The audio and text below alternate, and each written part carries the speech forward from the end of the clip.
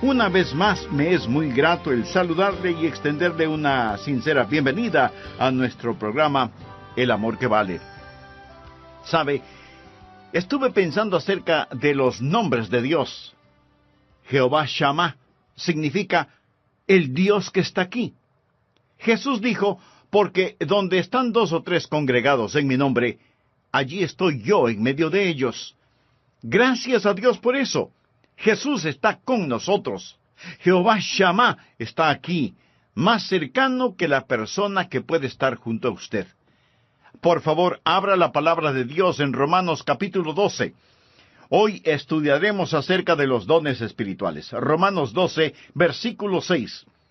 De manera que teniendo diferentes dones, él está hablando acerca de los diferentes dones. Usted tiene un don, yo tengo otro.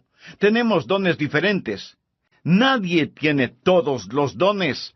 Todos tenemos por lo menos un don. Usted es un hijo dotado. Un don espiritual no es un talento natural, pues un don es una habilidad sobrenatural. Puede ir entrelazado con un talento natural, pero va más allá. No es natural, es sobrenatural. Es un don de gracia. La palabra griega para gracia es charis. Por ello lo llamamos un don carismático. Usted es un hijo dotado y quizás se sienta indigno. Tal vez diga, no soy dotado, pastor. Solo soy un humilde obrero. Ni siquiera soy digno de dirigir en oración silenciosa en el departamento de niños. Mi amigo, usted es un hijo dotado. Alejandro Magno, el gran general conquistador, una vez dio una preciosa e invalorable copa de oro a un humilde sirviente. Cuando el sirviente vio el regalo, exclamó, «Oh, no, eso es demasiado para que yo lo reciba». Y Alejandro se irguió y dijo, «Pero no es demasiado para mí el darlo. Dios es el que da el don. Por eso, no se acerque con una humildad falsa diciendo que usted no tiene ningún don particular. En los tribunales de Cristo, usted dará cuentas de lo que hizo con su don espiritual y su mayordomía de ese don espiritual. Así que usted necesita descubrir su don espiritual y hoy vamos a estar hablando acerca de cómo descubrir su don. Veamos en primer lugar la presentación de sacrificio.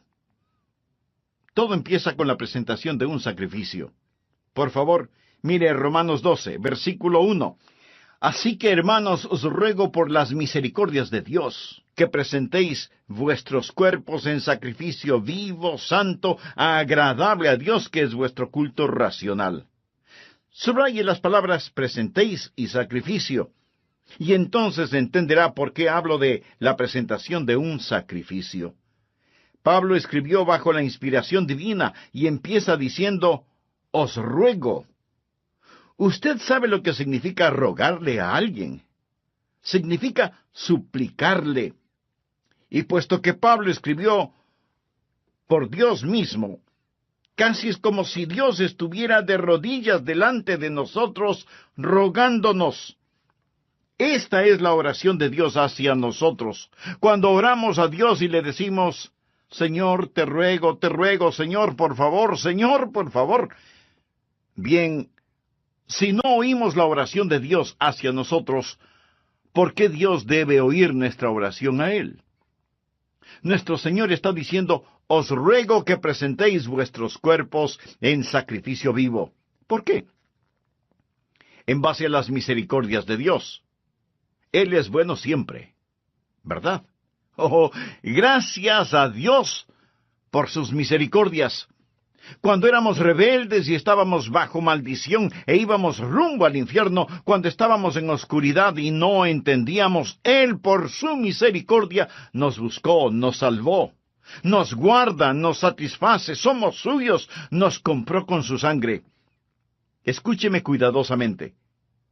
La consagración no es dar a Dios algo. La consagración es quitar sus manos de lo que ya le pertenece a Dios. Usted no es su dueño, usted sencillamente quita sus manos de éste. Usted no puede decir, es mi vida. No lo es. Usted no es su dueño. Fue comprado con un precio y debemos ser un sacrificio vivo.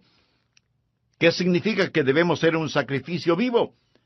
Permítame decirle lo que significa. En primer lugar, va a ser diferente a cualquier sacrificio animal del Antiguo Testamento, porque ningún sacrificio animal fue voluntario.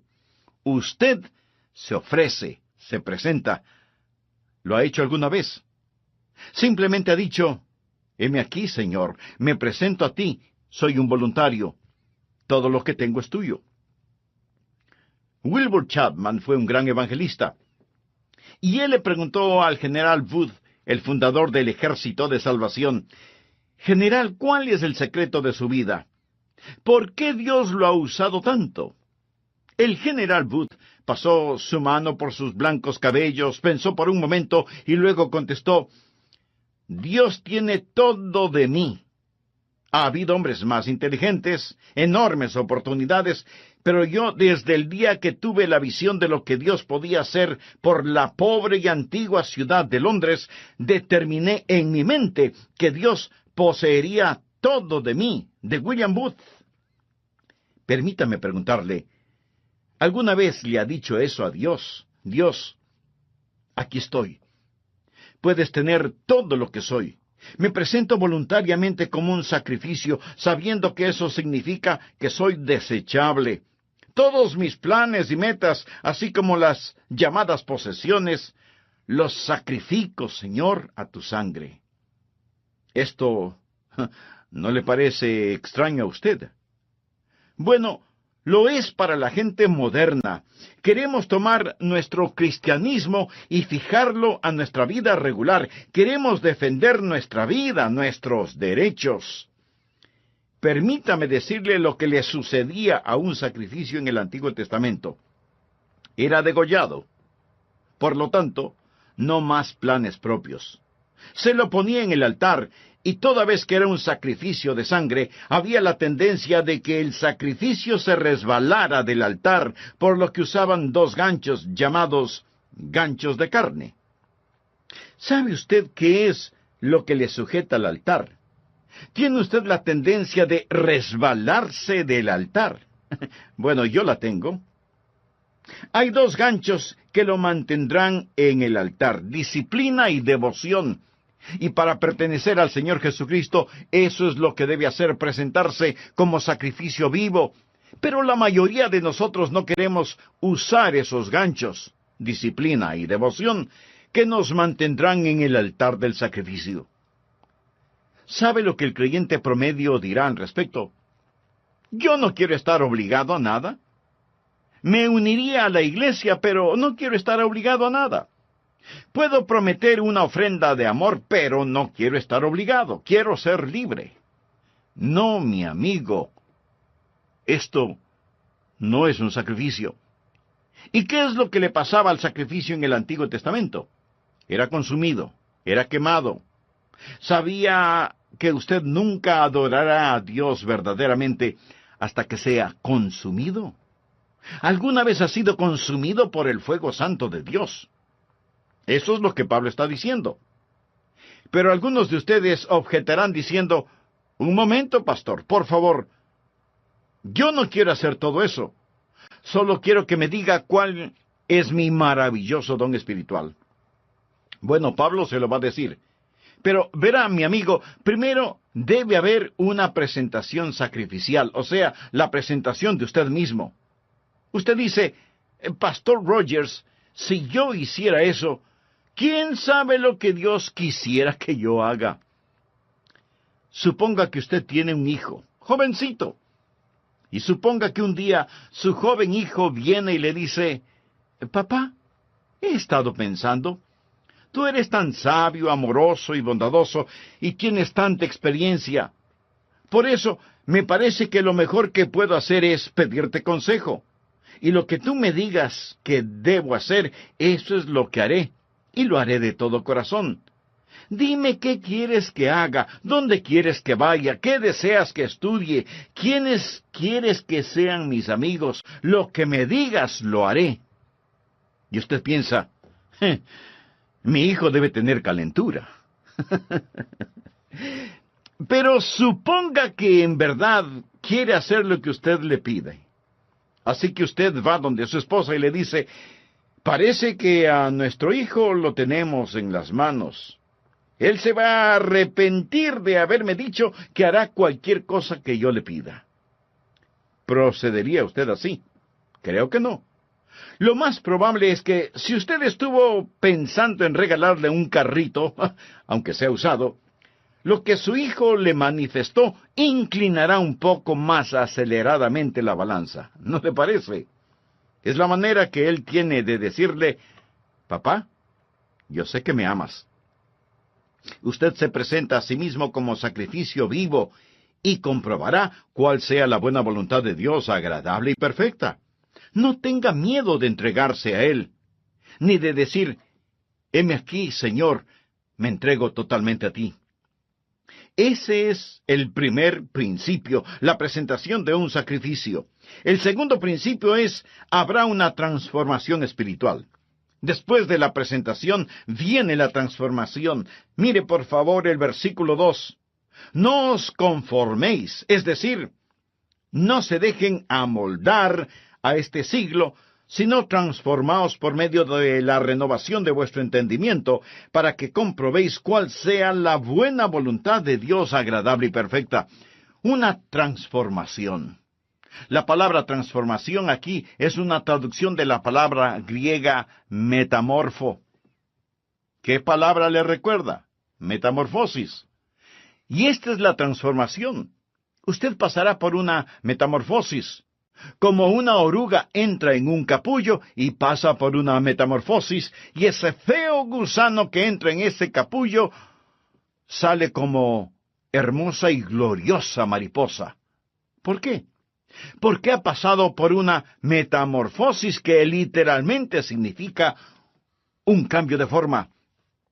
Y cuando usted se presenta de esa manera a Dios, amigo, usted va a tener una metamorfosis. La palabra describe literalmente lo que pasa cuando la naturaleza interna sale a la superficie. ¿Cuál es la naturaleza interna de esa oruga? Es una mariposa. ¿Sabía que esta es la palabra que se usó cuando Jesús fue transformado en el monte de la transfiguración? ¿Recuerda la historia? Él subió a esa montaña con Pedro, Santiago y Juan, y allí la Biblia dice que él fue transformado, transfigurado. Es exactamente la misma palabra que se usa aquí. Por ello, se le llama el monte de la transfiguración. Jesús pasó por una metamorfosis. ¿Recuerda lo que dije? ¿Qué es una metamorfosis? Es cuando la naturaleza interna sale a la superficie. ¿Cuál es la naturaleza interna de Jesús? Gloria. Cuando Él pasó la metamorfosis, su gloria salió a la superficie. Su rostro resplandecía como el sol de mediodía. Su vestidura era blanca como la nieve. El fulgor del Señor Jesucristo estaba allí siempre, pero lo que estaba en la naturaleza interna pasó por una metamorfosis, y la naturaleza interna salió a la superficie como la naturaleza interna de una oruga, una mariposa. La naturaleza interna de Jesús es gloria. Una pregunta. ¿Cuál es su naturaleza interna si es salvo? Jesús. Jesús. Él es su naturaleza interna. Y cuando usted se presenta a Él como un sacrificio vivo, una transformación espiritual toma lugar. El Jesús que es residente en usted se convierte en el Jesús presidente en usted. El Jesús escondido en usted es el Jesús revelado en usted. Y hay un cambio divino y usted no es moldeado por este mundo. Y este mundo que camuflaría, borraría y escondería su naturaleza interna, esos grilletes se rompen. Y Jesucristo sale de usted. y usted tiene un cambio divino que le da la mente de Cristo, se renueva en el espíritu de su mente. Usted nunca entenderá realmente su don espiritual sin la mente de Cristo, sin una mente renovada. Y si usted está intentando descubrir su don espiritual sin presentarse voluntariamente como sacrificio, con razón que no sabe cuál es su don espiritual. ¿Sabe por qué usted no sabe cuál es su don espiritual? Porque su mente no está renovada. Pero cuando usted se presenta a Él como un sacrificio, habrá una transformación espiritual y usted comprobará cuál sea la buena voluntad de Dios, agradable y perfecta. No le tema a la voluntad de Dios. Ese es el lugar más alto, más feliz y más santo para usted. El tercer principio es, habrá tiempo para una sobria consideración. Leamos Romanos 12:3. Digo, pues, por la gracia que me es dada. Recuerda lo que es la palabra gracia. Es caris. El apóstol está diciendo, por el carisma que he recibido, a cada cual que está entre vosotros, que no tenga más alto concepto de sí que el que debe tener. Subraye la palabra tener. Sino que piense de sí con cordura conforme a la medida de fe que Dios repartió a cada uno. Note el énfasis de Pablo en las palabras tener y pensar. No estamos hablando de que Él, Jesús, va a renovar nuestra mente. Bien. ¿Qué es lo que usted haría con una mente renovada? Puedo sugerirle que piense. Tal vez algunos de ustedes crean que es erróneo el pensar. Piensa que cuando usted se volvió un creyente, puso su mente en neutro, y que debe vivir solo con estremecimientos espirituales. ¡No!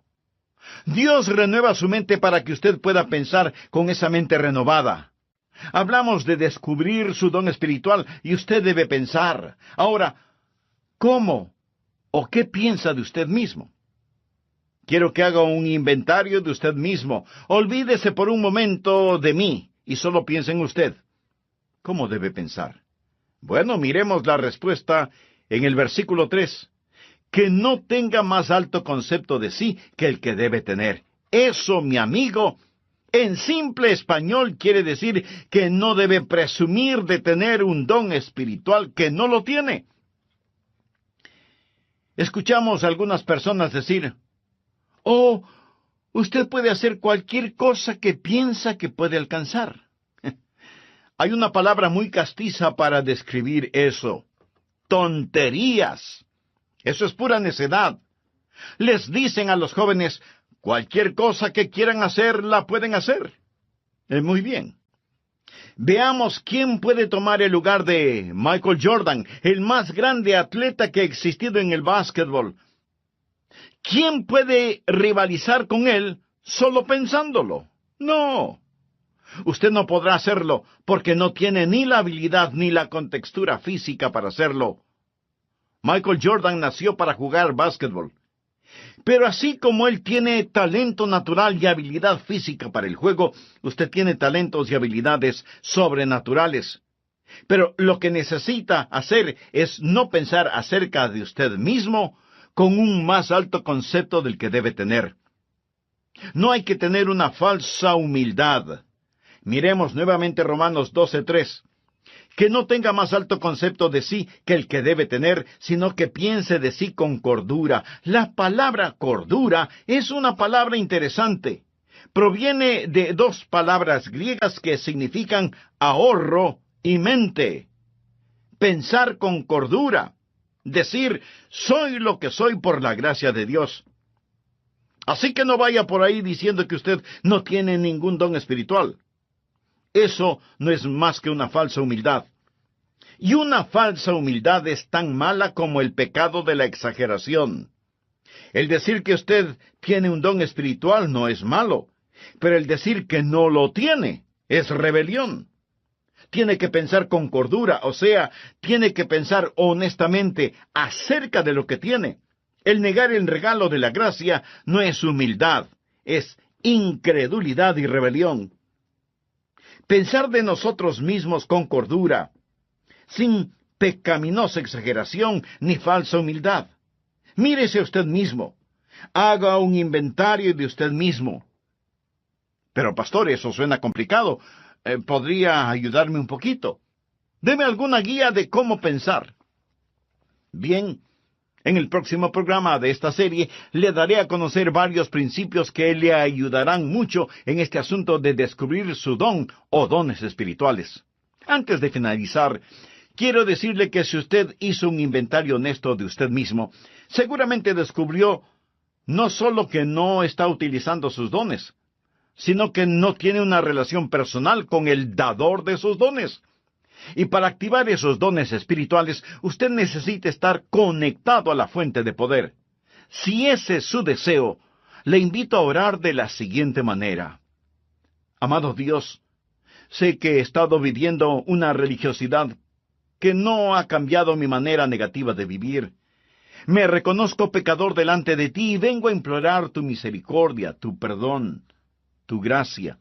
Señor Jesús, gracias por pagar la deuda de mi pecado con tu propia vida en la cruz del Calvario. Gracias por amarme de tal manera. Este mismo momento por fe te recibo en mi corazón como mi Salvador y Señor. Ten la bondad de hacerme un instrumento útil en tus manos y utiliza mi vida y los dones que me has dado para honra y gloria de tu nombre. Lo pido en tu nombre. Amén.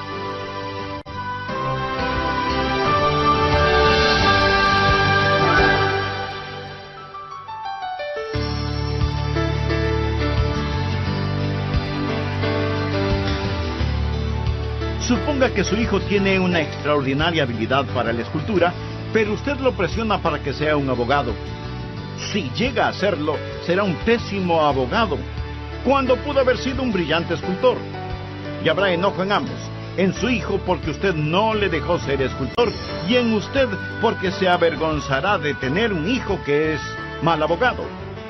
Los ejemplos abundan en las familias y, aunque usted no lo crea, en las iglesias. En vez de dejar que las personas hagan aquello para lo cual Dios las ha equipado y les ha dado un don, tratamos de frenarlas en las áreas en las cuales sobresalen y las inflamos en áreas para las cuales no tienen ningún don. Dios le ha dado a usted un don particular y hoy terminaremos de estudiar cómo descubrir su don espiritual. Bienvenidos a El Amor que Vale, con el pastor, maestro y autor, Dr. Adrián Rogers, supliendo las necesidades de la gente con la verdad de la palabra de Dios, trayendo personas a Cristo, transformando vidas alrededor del mundo y ayudándole a usted a descubrir el poder del amor más grande, el amor que vale. A continuación, un edificante mensaje del Dr. Adrián Rogers en la voz del pastor Lenín de Llanón. Un muy atento saludo para todos ustedes, apreciados amigos de nuestro programa El Amor que Vale. Quiero compartir con usted varios principios que le ayudarán a descubrir su don espiritual. Primero, el principio de la iluminación. Verá, el Santo Espíritu de Dios que está en usted iluminará su mente. Esta es la parte mística de este asunto. Quiero decir, no hay una fórmula matemática. El Espíritu Santo de Dios empezará a hablar a su corazón. Así lo hizo cuando me llamó para que predicara su palabra. Ese es el ministerio de iluminación. Segundo, el principio del gozo. Cuando usted siente que el Espíritu de Dios lo mueve a que haga algo, eso es iluminación, y usted lo hace, va a sentir gozo. De paso le diré que sea que lo note o no en mi voz, yo siento gozo en hacer lo que estoy haciendo este momento, predicar la palabra de Dios. Siento mucho gozo predicando, y usted tiene que preguntarse a usted mismo, ¿qué es lo que en realidad me gozo en hacerlo? ¿Ha escuchado el relato de la escuela para animales? El caso es que los animales tenían una escuela en donde se les enseñaba a correr, a trepar, a volar y a nadar. Y cuando el pato ingresó en esa escuela, era formidable nadando. Volando no era tan bueno, y era muy malo para trepar y correr. Así que como era muy bueno nadando, no le dieron clases de natación.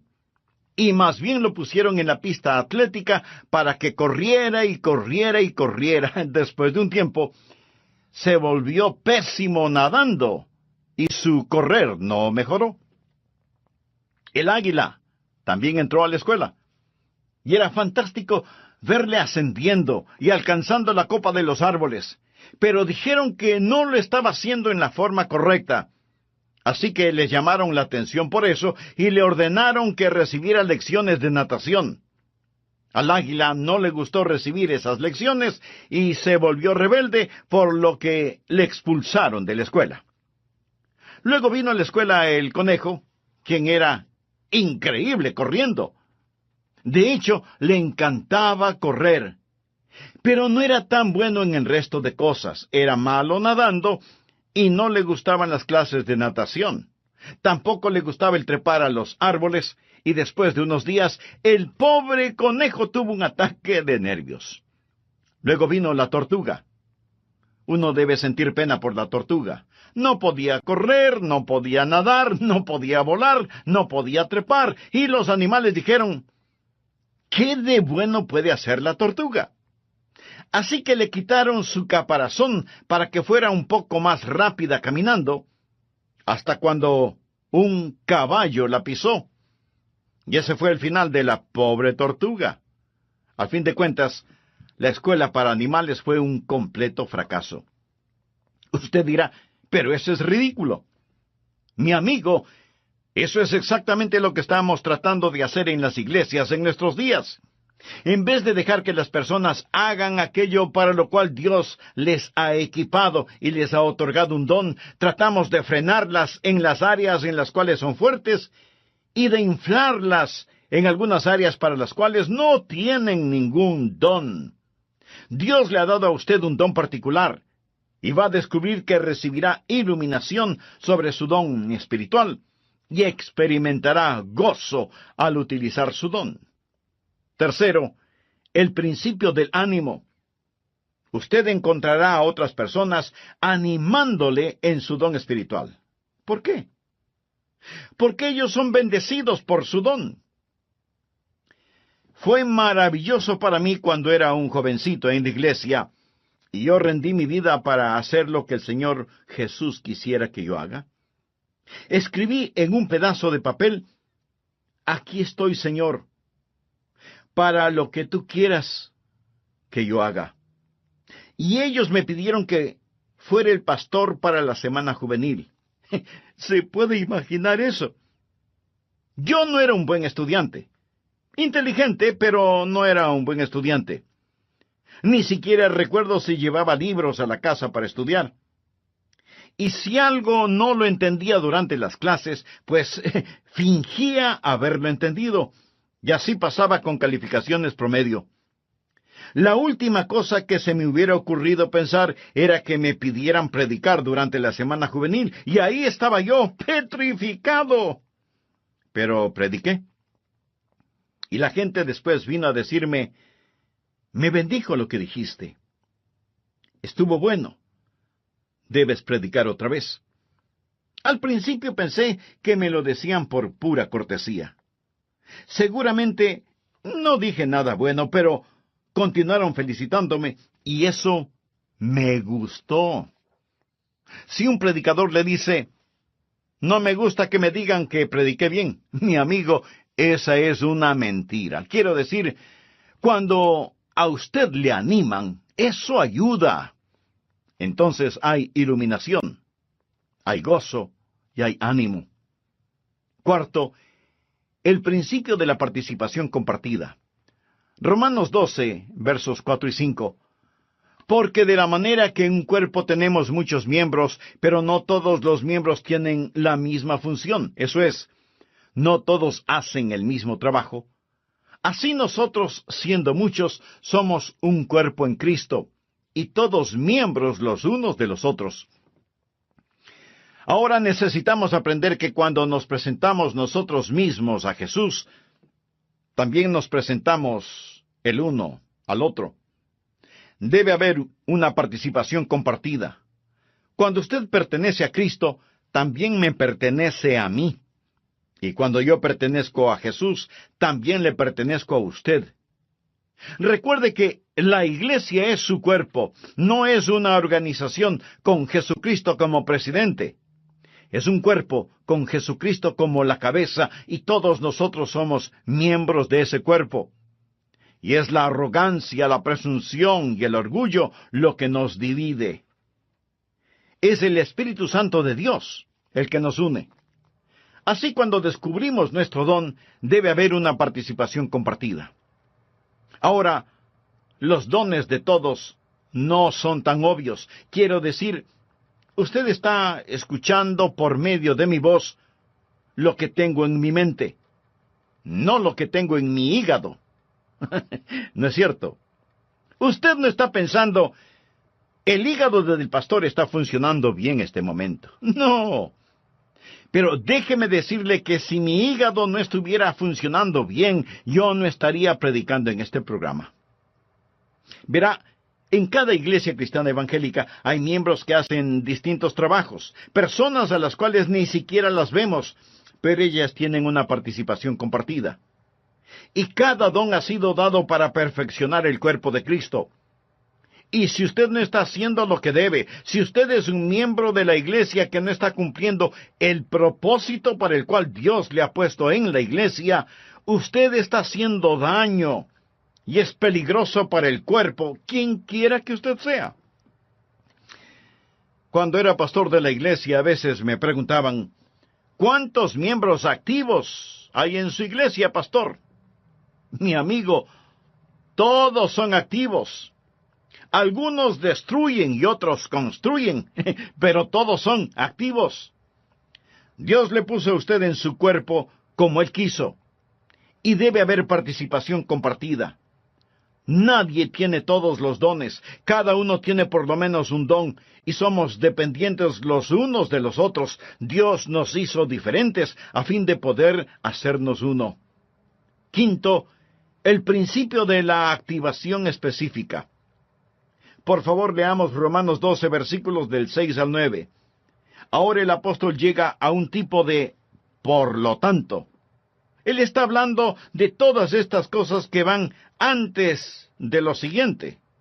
Usted sabe, nosotros nos presentamos a Él, y Él renueva nuestra mente, y entonces nos encontramos a nosotros mismos operando en el cuerpo. Ahora Él dice, de manera que teniendo diferentes dones según la gracia que nos es dada, o sea, según el carisma que nos es dado, si el de profecía, úsese conforme a la medida de la fe, o si de servicio, en servir, o el que enseña, en la enseñanza, el que exhorta, en la exhortación, el que reparte con liberalidad, el que preside con solicitud, el que hace misericordia con alegría.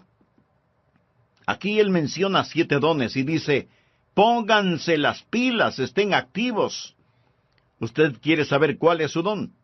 Bien, simplemente escoja uno que piensa puede ser su don y póngase a trabajar. Es difícil dirigir a un buque que no se mueve. No se siente simplemente allí. Usted va a descubrir su don cuando esté ocupado. Él dice, profecía. Úsese conforme a la medida de la fe. Es decir, usted puede tener no mucha fe, pero la tiene conforme a la medida de fe que Dios repartió a cada uno. Tome lo que tiene y póngalo a trabajar. Leamos una vez más rápidamente estos 7 dones. Veamos si puede detectar el suyo. 7 dones aquí mismo. Primera de Corintios capítulo 12 menciona más dones, pero aquí en Romanos 12, primeramente habla acerca de la profecía en el versículo 6. ¿Lo ve usted? Mírelo, bien. ¿Qué es profecía? El don de profecía es declarar la verdad. Si usted tiene el don de profecía, se encontrará, por ejemplo, sirviendo en el ministerio de las prisiones, trabajo misionero. Se verá quizás enseñando una clase. Pero usted se va a encontrar enseñando, usted va a tener un deseo de poner persuasión y será persuasivo, y usted moverá a las personas a la acción. Y luego menciona en el versículo 7, servicio. Esa es otra palabra para el ministerio. Y usted va a encontrarse, si ese es su don, haciendo lo que tantas personas hacen tras bambalinas en las iglesias. Y eso es satisfacer necesidades espirituales de una manera práctica. Es trabajo dentro de la iglesia, en actividades de acuerdo al don que tiene. Ayer asistí a un programa de actividades. 2 de mis nietos estaban jugando baloncesto.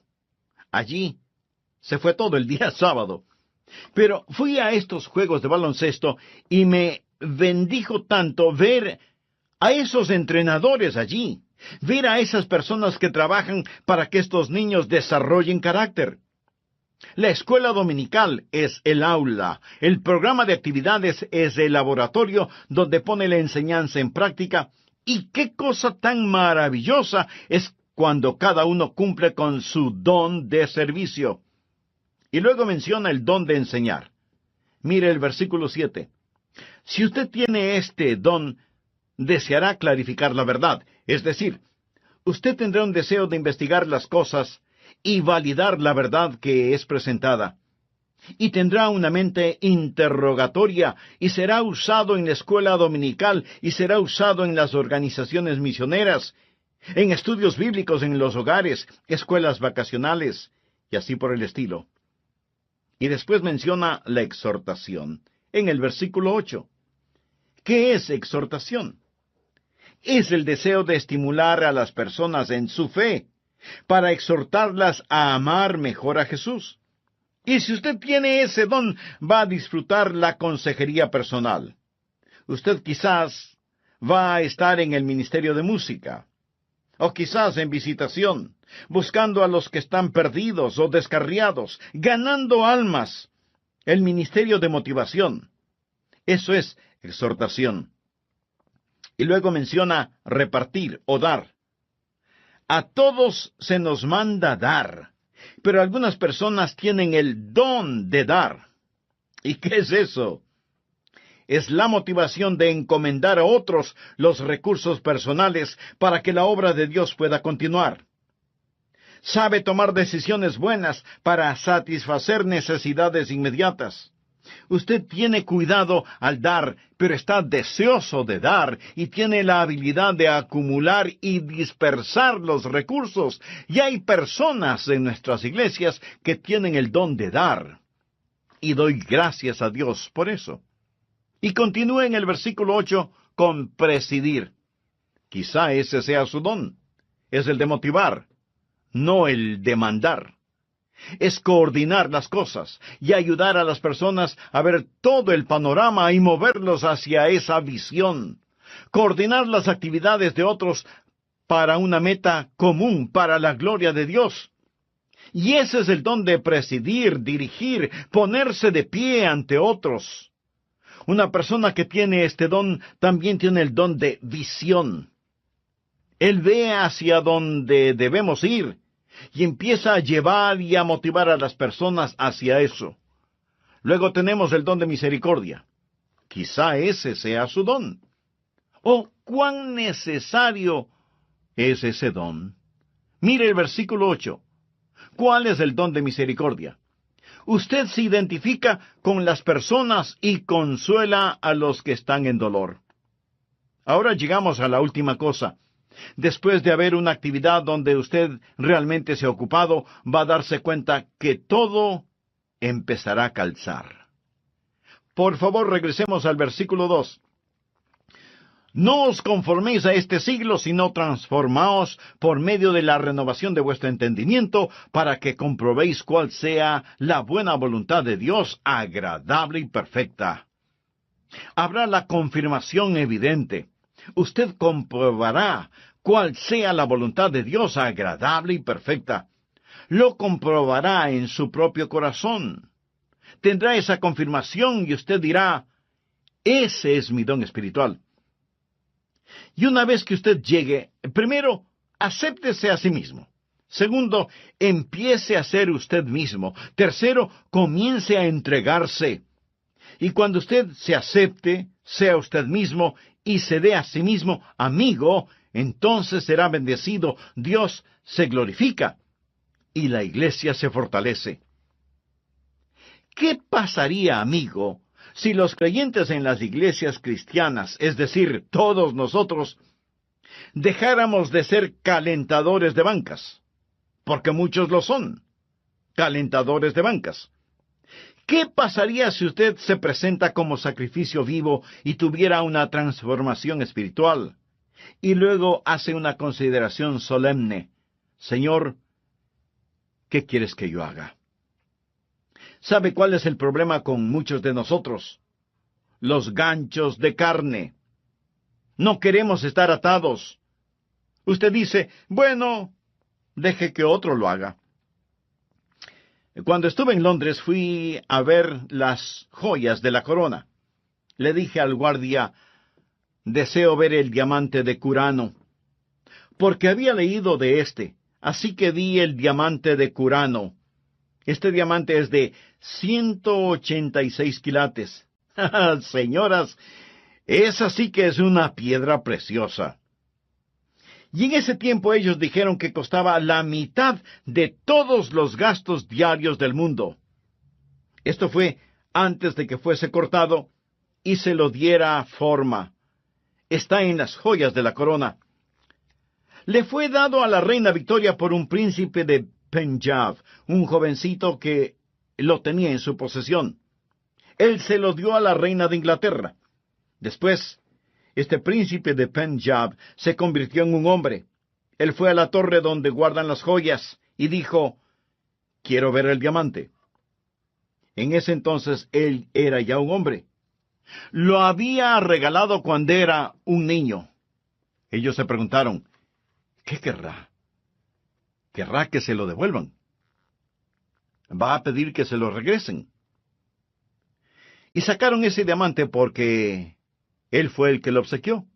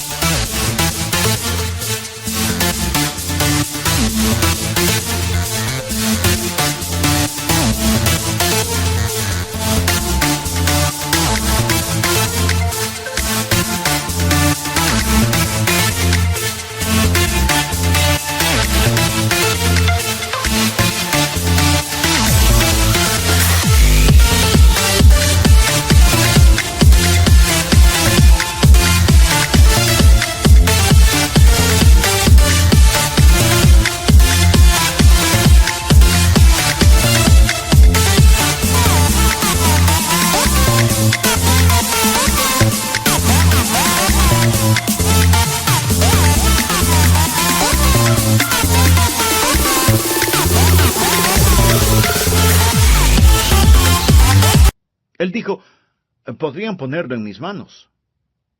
Y ellos pensaron, oh no, pero lo pusieron en sus manos.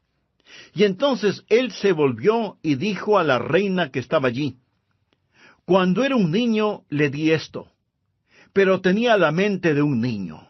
No entendía completamente todo lo que estaba haciendo. Ahora, como un hombre, entendiendo más el valor total de este diamante, una vez más quiero regalárselo.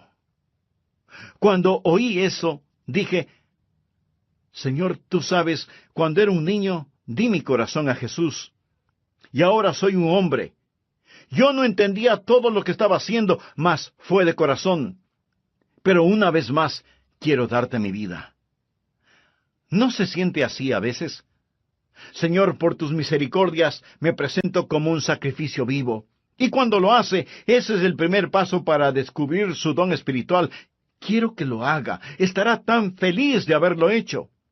Hay otros de ustedes que no son salvos. Usted no puede presentarse hasta que no se presente como un pecador que necesita ser salvo y diga, Señor Jesús, tú moriste para salvarme y prometes salvarme. Me entrego a ti y sálvame.